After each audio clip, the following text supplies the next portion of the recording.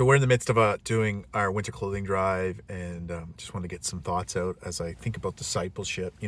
Within the first hour, I think we had like 50 people. We probably had about 90 something come through today in the time that we were open, looking for winter coats and such. And the need is like so overwhelming.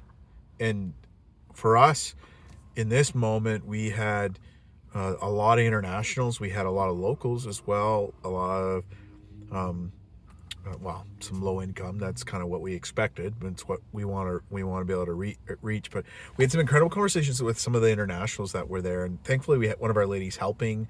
Like, I don't know how many years ago, immigrated from England over, and so she was able to connect that way and just talk about her own experience as they work through their experience and the frustration we have with our current government, anyways, with them sometimes with what seems to be like changing the rules all the time on people, and it's just not fair. And we have a big problem right now in our own country with um, people being lied to and then get over here to try to make a better life for themselves, and it's way harder for them when once they're here. And I'm wrestling with, so how do we help those people?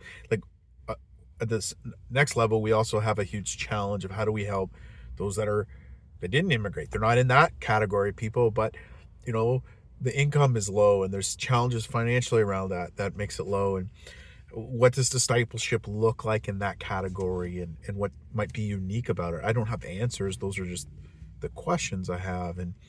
Um, and some really just fascinating conversations with those who have immigrated. Like, I think we had one lady's like, I've only been here a couple of weeks. And I continue to be amazed in a place where we have winter and like minus double digit Celsius. Nobody like informed them and made sure they had clothing to be prepared for that.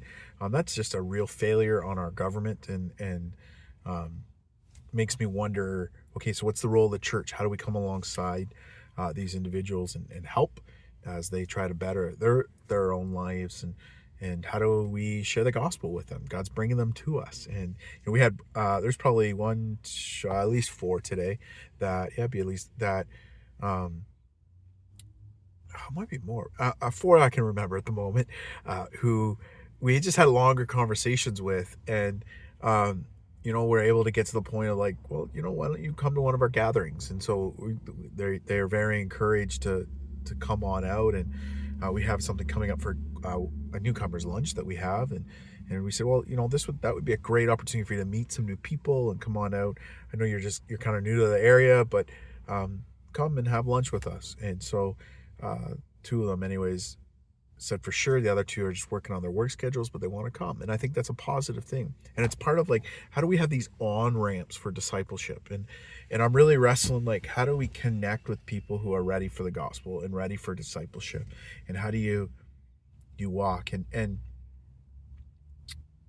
I just sit and feel the weight of, when we run events like this, of the need that exists. And you always get a few crazies who just try to take stuff and whatever, forget about them for a moment. But those that are that actually really need. And one of the best moments today was watching a young lady who she had stayed for a while. She got some stuff for her kids, and of course we had coffee. A lot of times people will come for the bus, they get off the bus, and then they gotta wait for 30-40 minutes at least before the next bus comes around, so they can go. So we had coffee and muffins and stuff for people. So she's sitting there, we're talking, and we had kind of we were starting to run out of clothes, and somebody brought in some clothes and said, hey, I got the wrong dates, can I still give some? We said sure. So we're putting these new things up, and some of the ladies had been talking with this one lady, and I'd put a couple coats up, and she was watching and looked at one of the coats, and it's like, that's a really nice coat. And it was a very nice coat. And I said, well, why don't you try it on, see if it fits? And she wasn't able to find a coat for herself or even her husband, and it fit well. It did look good on her. And so but she took that, and just this sheer joy on her face, it brought joy to my own heart. And we had a couple moments like that happen throughout the day. I'm tired from it, but we got one more day tomorrow for, I think, 10 to 1 we're doing it. And we're inviting, part of what we are doing is as people come in, as they leave, we give them a little invite to our gathering and to our more so our Christmas Eve service. So at this point, we're about 10 weeks out to Christmas, but just trying to get that word out there. And I also had this like really weird moment. I did a video this week that we posted online on our Facebook of just like, hey, this is happening, come and get your stuff. And I kind of have learned, like, when you run events like this, you advertise all through, but then you got to do some real big pushes right like super close, because people forget stuff. And like we got like, I think it's a, I don't know, timer when I'm actually recording this, it was like 1.9 thousand people had watched this short little clip. And trust me, it is nothing special. It's something else I learned about, sharing stuff. But it just got shared, and we used our own people, said, hey guys, share this, get the word out. And people started sharing, and then it kind of went from there. And I think that's a power, by the way, using your own people to help get things out and not paying for stuff.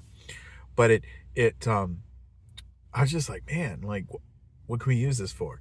And how can we, got our church name out, that's great, but how do we get people in discipleship relationships? That's still my hope. So good day. Those are a few thoughts from our winter clothing drive. Our two ladies we had three, I guess, but one of them who did all the organizing, like, did an amazing job. And I'm excited. So this is part of my discipleship journey that I want to be able to share.